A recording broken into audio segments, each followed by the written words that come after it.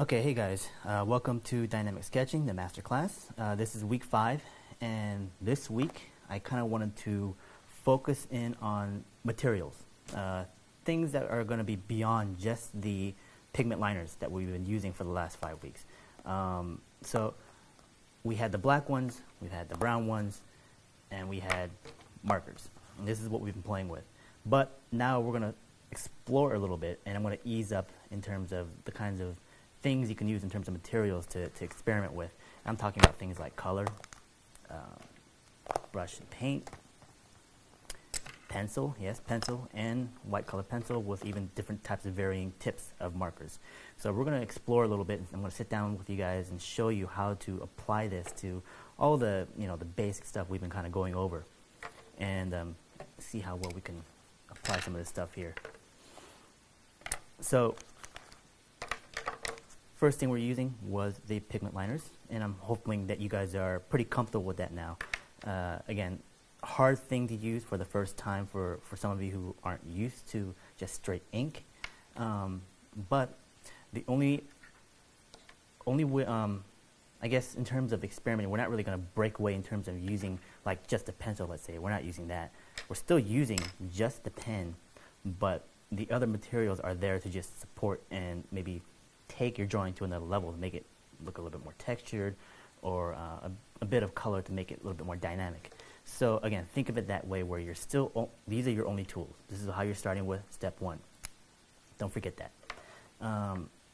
Also, when we start to get into some of the marker stuff, like this other particular tip, we're going to start to approach it a little bit more gesturally, where you're not going to be so limited to just forms and shapes, where you can start to really push some of those silhouettes to make really almost like random forms and finding those shapes out of that. So I'll show you that as well. In terms of color, now these particular markers that I'm using right now are an older brand of Trias. This is the newer Tria right here. This is the clear middle part, still got the 3 tips. You can find these anywhere, and the color is similar. But these are the old Trias that I picked up years ago, and they still work, and they come in varying colors. And now the trick is, don't pick up a pack that's like the primary colors, because they're just so saturated and harsh that you're not really going to be able to use them as well. So I really suggest you picking up markers that are a bit more desaturated, more monotonish. If they're cools or warms, pick some that aren't really as harsh or as saturated, basically. And you'll be able to tell. I mean, you may want to pick up a few here or there that might be a little bit darker in tone, but again, try to stick with colors that are a bit more light, maybe pastelish, because again, the colors are there to support your drawings, and they're not there to take over. You're not coloring these drawings. It's just added effect. Now, when you guys go out and start drawing, or you're researching for something, or you're redesigning, note taking, like I've always said, is going to be a huge factor. So let's say you use a particular color, you don't have any of your markers with you, and you're drawing something. The best way to approach it afterwards is just take notes, and this is where things like the gouache and the highlights and stuff like that will come into play, because you're going to indicate with the pen and with notes where those things are going to go, and you start applying it once you take it home. So again, when you're on site, on location, you're drawing, it's best to just start, lay in, and then finish it up later on. All right, so let's do a couple demos here. I'll show you how to apply some of this stuff. And I'm going to do some very, very basic drawings, maybe even just forms at first. So just shapes.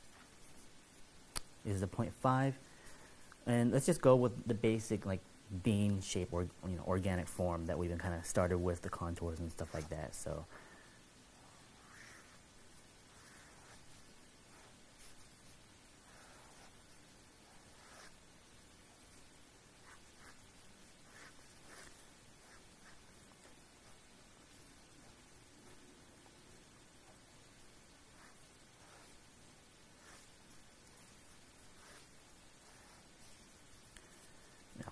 put down notes like this is center line. The highlights are coming here. Over here would be the core shadow. And just kind of little notes here and there you put down for yourself as you continue to draw.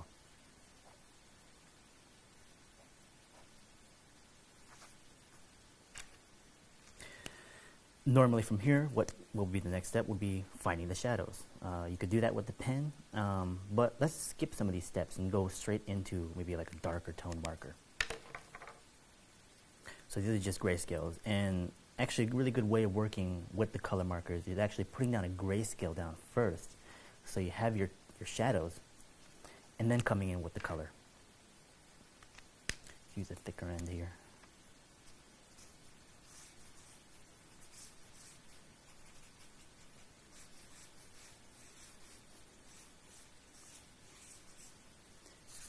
Put that in cast shadow.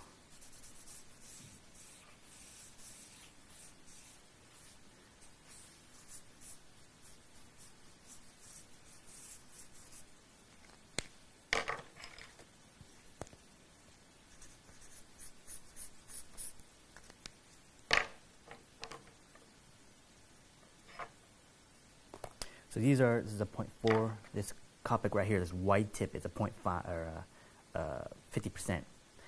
So I particularly like this marker. It's really broad tipped and really interesting to play with. For one, you can turn it around and use it as a sharp end and get some really fine lines, or you could turn it on its other end and make really broad strokes.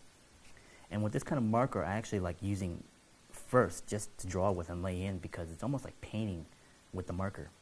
And I'll just use this one for now just to get some darker shadows in here. And this is something I'll come back to a little later and show you how to basically just paint with the marker and be more gestural about it. And then with those gestural shapes, pull out real, strong structure.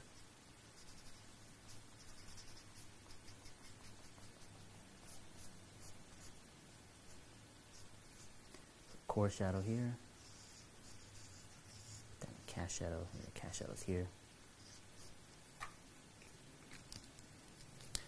Next step would have been the white gel pen that way introduced as well. Putting in small dot highlights and stuff like that.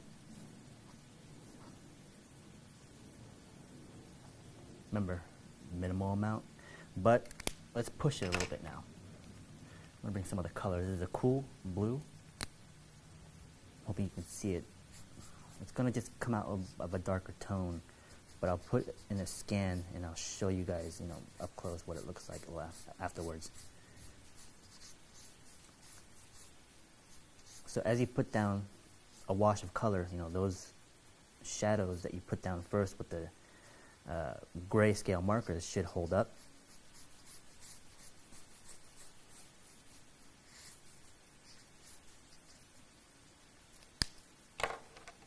Let's add a little bit more saturated color here.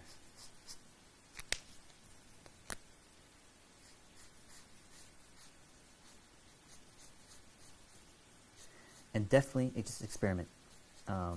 Create a lot of these kind of organic forms that we had done in the beginning, or even just take the ones that you've done before and just start applying some of this color. And it's going to be, pretty ugly at first, because for one, it might be the color choices that you have, or how you're applying it. Of course, you have to be careful. The newer the marker, the more ink that's coming out and flowing, so it's going to be kind of heavy-handed looking. Which is why I actually prefer markers that are a bit faded and used up, because you get this really interesting stroke effect. And you can layer and layer and layer, which it looks a lot better than just having one stroke that's super thick.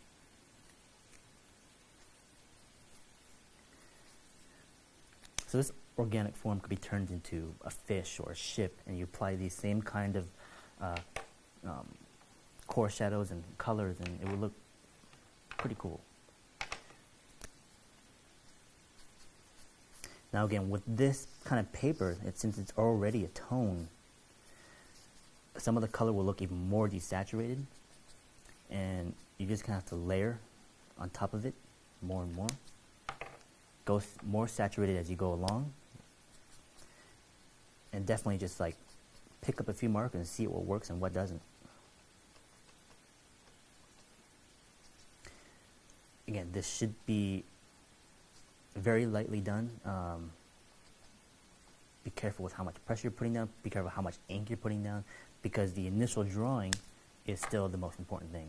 So let's say it starts to get overdone with the marker or whatever material you're using. Just come back with the pen and just start to reinforce those lines again. Maybe I'll just use this pen to line that dark core shadow.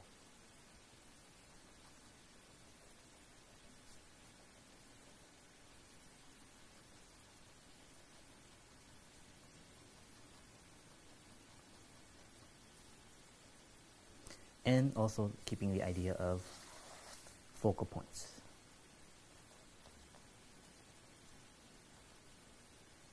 So with the markers and the washes, you can go beyond your focal points, but with your line work, definitely trying to keep it centralized to a particular area.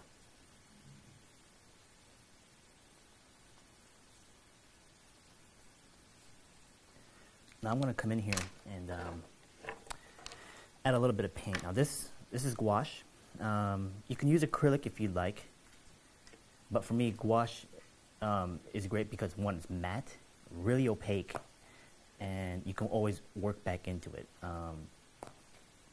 These are just some of the primary colors I picked up, and they'll work. You can do a lot of mixing and stuff like that, but definitely pick up a few colors that more are geared toward more than what you want to use. So if it's a cool set or a warm set or whatever kind of color set you want to go with. But these are just primaries. I'm going to have to mix a lot. But for now, I'm just going to show you the highlights, and this is going to be with the gouache. I'm going to put some down here. And you can go about this a couple ways. One, you could just come in with the regular brush, flat brush. But what I prefer, if you can find this, go to an art store, ask for it, look for it online if you can. But this right here is a water brush. Now, the water brush is hollow in the handle, and you can actually fill it up with water. And I'll show you, when you squeeze it, water drips out. So it basically is a self-cleaning brush. And it's a fantastic little tool. And if you can find one of these, definitely pick it up. I've had this one for a couple years already, and it's lasted me for a long time, and it still goes very strong. And if you're into landscape painting or whatever like that, a very handy tool. Because you can travel with it easily, the cleanup is easy. All you got to do is just fill it up with water. So I'm just going to play with the highlights right now. With this, the great thing about gouache is that if you go thick, you get this really cool texture. Come back in and work it with your finger. And you can even just drop water droplets to get washes.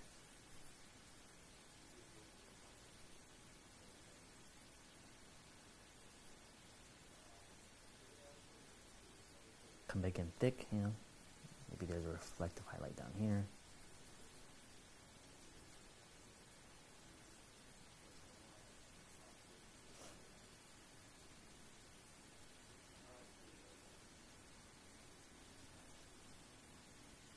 So again, a very handy tool. And I'll show you some of the other colors a little later. Now, you saw how I started out. Pen, organic shapes, going with marker value, and then some little bit of color, bit of gouache highlights. What else can you do after this? Dry materials. Color pencil, Prismacolor, whites, and this is great for highlights as well. For one, you can get softer highlights. Whereas with the gel pen, you have to be very, very specific of what you need to do and find in terms of the highlights that you want. But that's where the gouache can help as well. But if you want something that's a bit more softer, Prismacolor is great. And with this one, you can come back and work with it. But mix and match, apply a little bit of Prismacolor first, then come back and add a bit of the gel on top to give it a much more stronger texture on top, or even with the gouache right on top of that.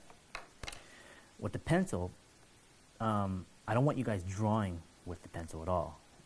This is just another tool to give you, for me, just texture, and that's all it is for me. So I won't be drawing with this, but this is a 2B. I actually recommend you going darker, maybe a 5 or even a 6B. This is also Stedler, the same guys who made this particular pen.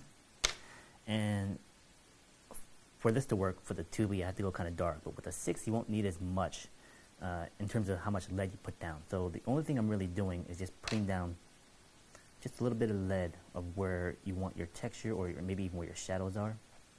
I'm just blending it down with my finger. And when you do this on this particular type of paper, you're going to get this really cool stretched contour, or not contour, but texture that's writing on top of the paper, of the tooth of the paper. So if you have a drawing here and you start to, you know, add some of your lead on top of this,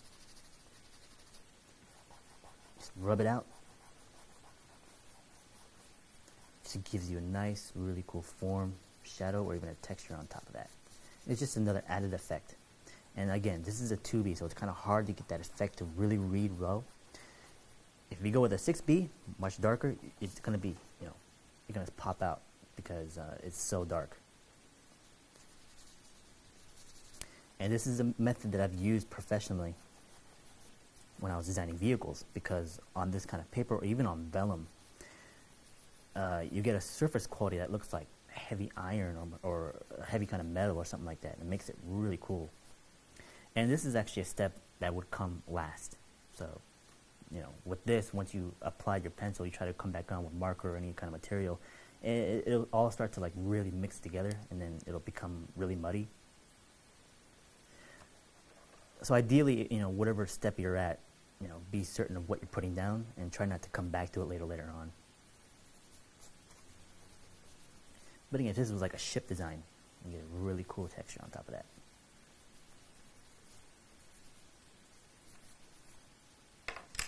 All right, I'm going to come back to this marker right here, the Copic Wide. And I want to do a gestural drawing for you guys. Let's pick let's do a bird. Done a lot of birds and plants, but I mean, I just want to stick to organic stuff for right now. So again, really thick, really wide. This is almost like a ½ inch, I think, maybe more, a little bit more. But you can find these anywhere. But really cool. This one's a bit dried out a bit, which is also what I like. Let's get a little cool shot here. Yeah, and again, I need this to be gestural. I need this to be, you know, you're not sitting here, we're not going to approach it the same way where you have an ellipse, you know, cone or triangle or cylinder. I'm talking about just being really, really gestural about it.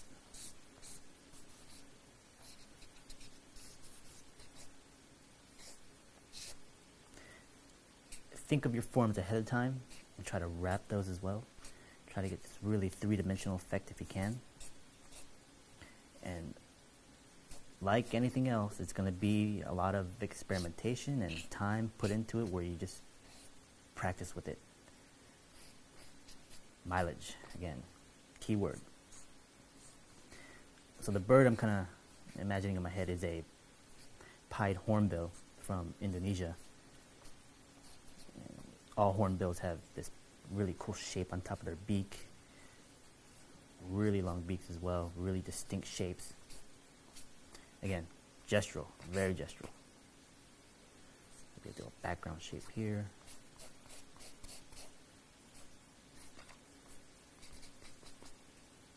Even if you can't really tell, or if nobody else can tell what you're drawing, as long as you keep that image in your head. And the idea is not to fill in a completely thick silhouette. Let's say, you know, if I took this marker here, you know, what you're not trying to do is fill in this complete shape like this. You want this open space. You want it to breathe, almost air-like. So again, be light about it. A few small, short strokes. Go for some long ones as well. Make it varied, and then come in. I'll switch it around, and I'll go with the thin tip here. And I'll start to pull out some of these finer shapes and details. Things like the eyes and the mouth and where they go, and the ear. Maybe if there's like a little pouch here. Start to really figure out some of the little small details. The wing is.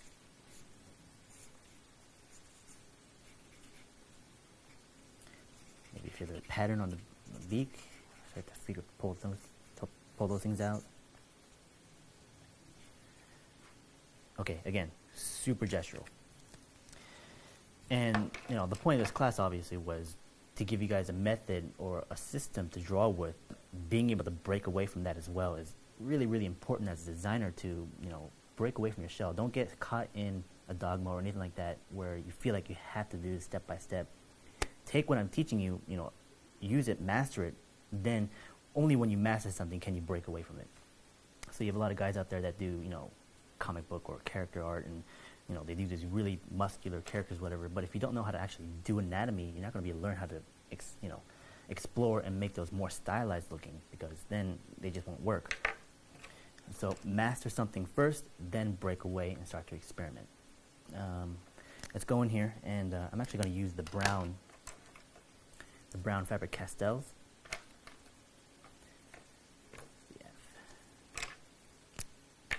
And since this was a warm tone marker and this is a brown tone paper, I'm just going to go with the brown pen to give it that more added effect to it. So I'm going to go in here and start to pull out some of these shapes and detail out some of this stuff here. So again, it might look like a jumbled mess to a lot of people, but to me, I see everything already done.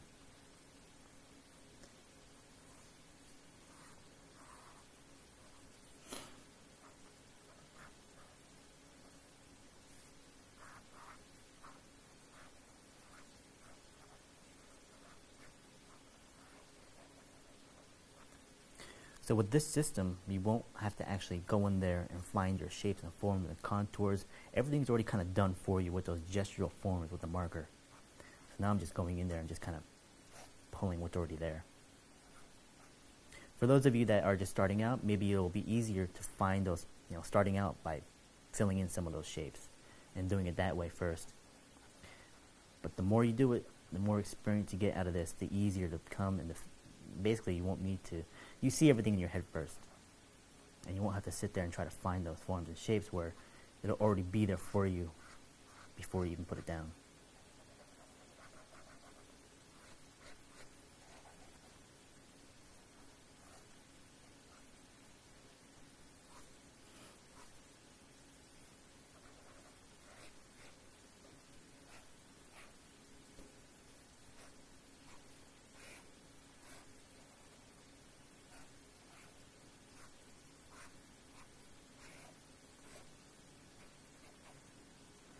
And I actually really like this kind of method.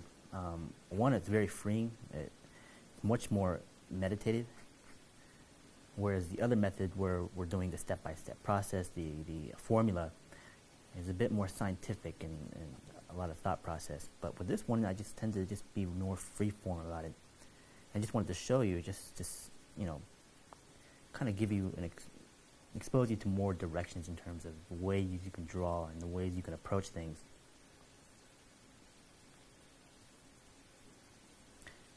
My initial lay-in, I'll just go in there and start to darken some of this stuff out here.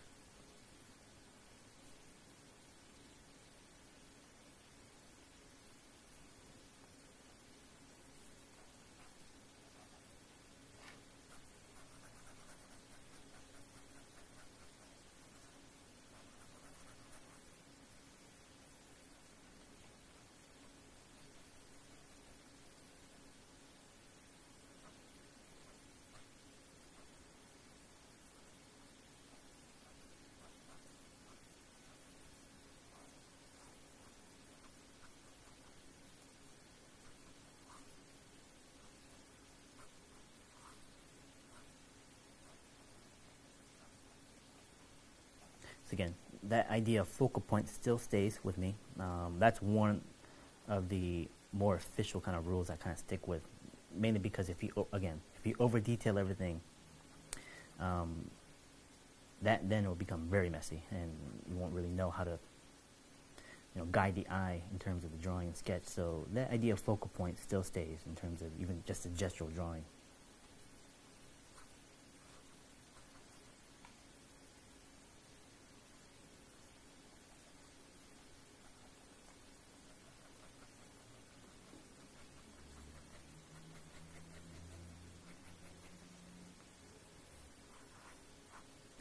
Let's switch it up here, go a little thicker. I'm going to pull out some of that outer contour line. And go a little thicker on that, just to pull out some of that shapes. And I might even just start to add a little bit of a cross hatching in the background here.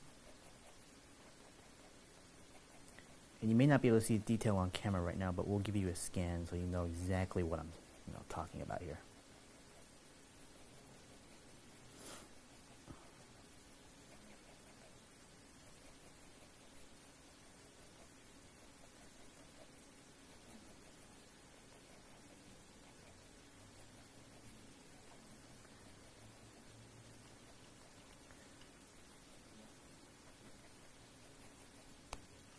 I'm not going to go all the way, just partly.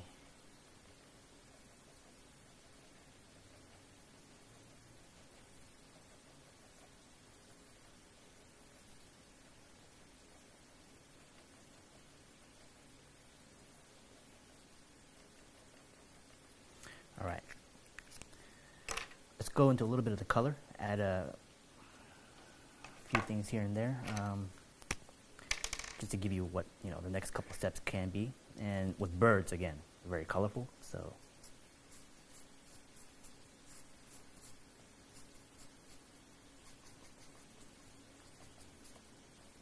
just to give it that added flavor and kick, hence bringing some of the more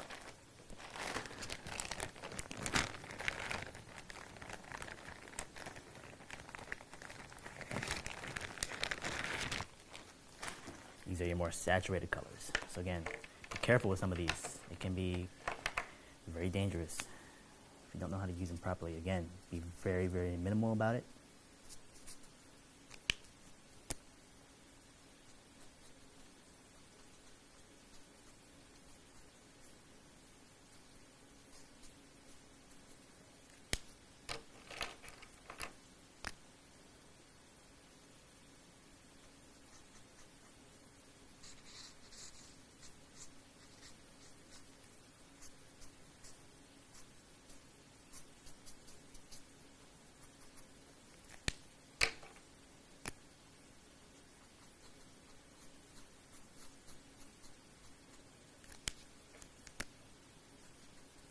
Remember, the idea is that this is not a coloring book, so you're not filling in spaces.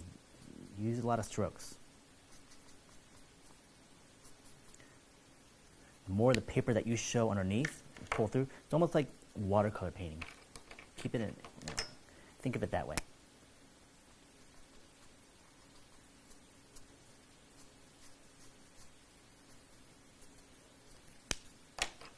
And just constantly go back and forth and just mix the colors. You don't want one color just to stand out. Just because this is a wet media, try to work quick with these markers so that they kind of blend together.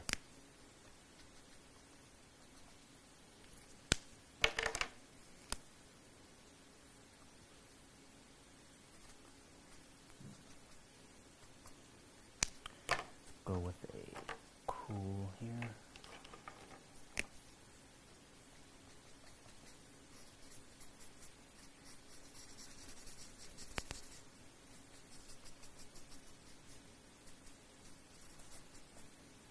Again, being gestural with these as well.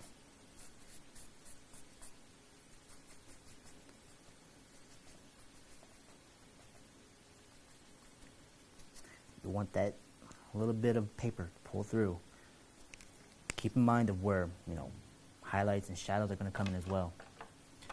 Highlights and shadows can also come at the very end, because you can just work right on top of that and come in and add some of these cast shadows or whatever, form shadows, and make it read a little better.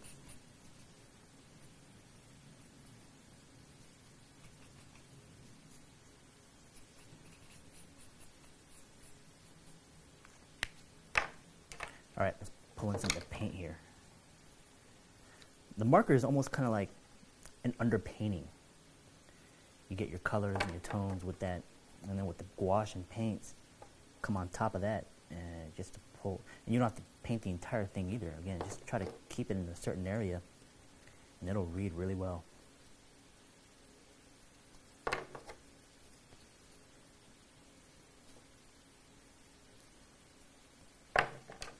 Pull out that water brush.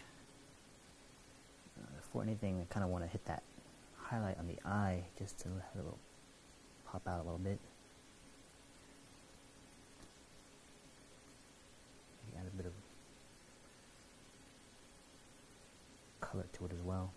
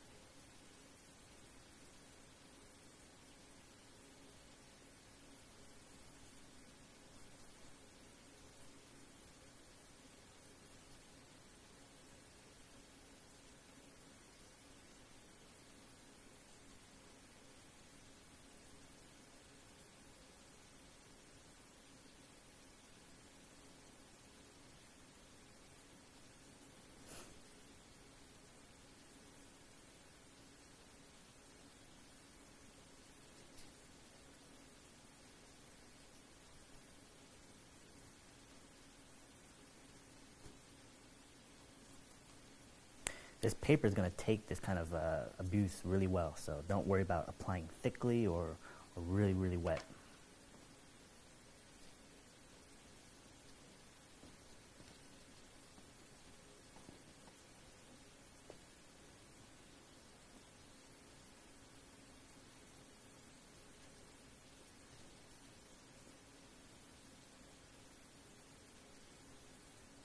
And I like to go wet first and then thick and opaque later.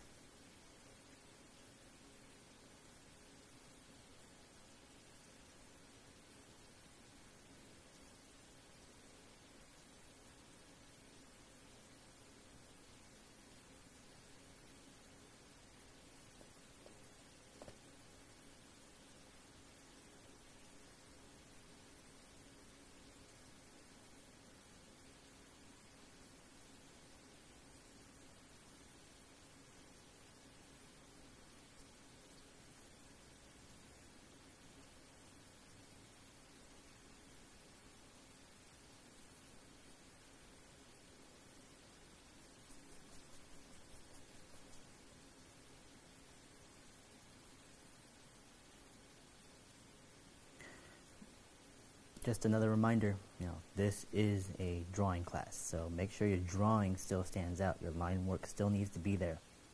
And one of the last things I'll do is come back here and reinforce, again, that line, as I showed you before. Just be careful that, you don't want to just start painting over this thing and going overboard with it.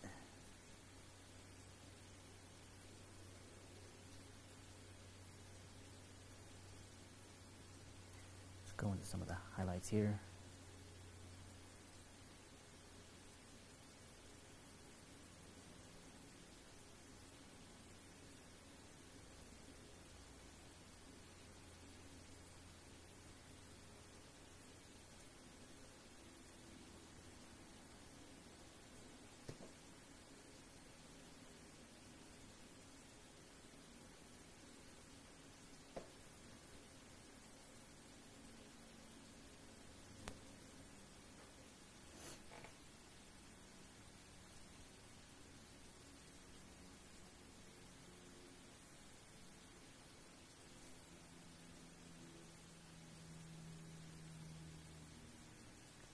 Real thick. Go directly with the white and start adding some of those highlights.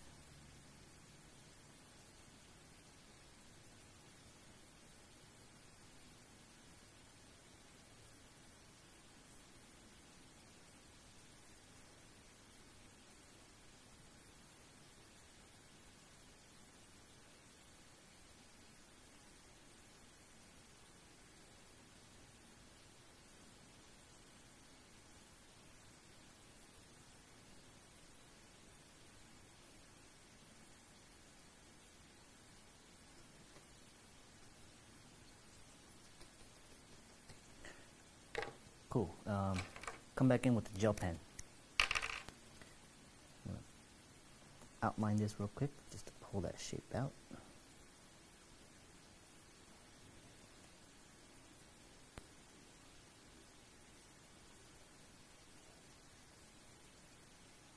This is something you don't have to do, but just a little added effect that I do.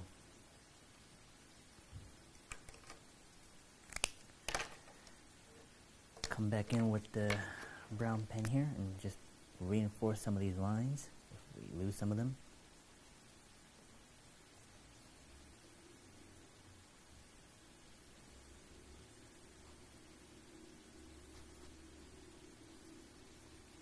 Again, with the opaque paint, it's easy to draw on top of, and it looks really, really cool.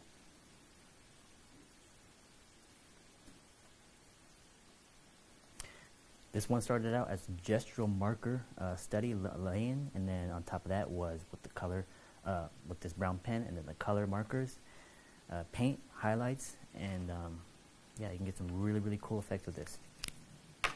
So next week, we're actually going to be going out on location, and this stuff that I've been showing you here, hopefully you can use a little later afterwards, because the Arboretum stuff, which is where we're going to be going, is all strictly plants and organics, and I want you guys to stick with the pen and markers at first. after that, we're going to be actually tackle a redesign. So this is where something like this might come in handy, where you can start to experiment and apply some other materials and tools if you want to try it. So during this week, if you want to just collect some of the materials that you can, that's what I would recommend you doing. Start going online this week and actually research actual plants and just photograph references online, whatever you can find, plants, trees. And I'd like you guys to do 6 pages of drawings from photo reference online of plants, flowers, whatever, leaves. You know, you could do small studies or do large landscapes, because after that, when we actually go on location at the Arboretum, I need you guys to go out there on location as well and draw from life. Actually, you know what? Let's stick with 3 pages of plants. Let's split it in half. 3 pages of plants off a reference that you're going to find online, and then gather your materials like this, and I want you to experiment with these organic shapes that you've done. Whether you've done them already or if you want to create a new set, let's do 3 pages of that where you have the organic forms and you apply some of this stuff like the color, the pencil, paints, and stuff like that, so I can see that you're playing with it, and if you have any questions as you're doing it, then you can ask me. So 3 pages of plants from reference only, don't go out there and draw them. 3 pages of organic forms with the other materials. Then the week after that, we'll be going out on location. So yeah, hopefully this demo has helped you guys and given you a lot of information. Hopefully, I'm pretty sure you guys have a lot of questions. So I'll talk to you guys then.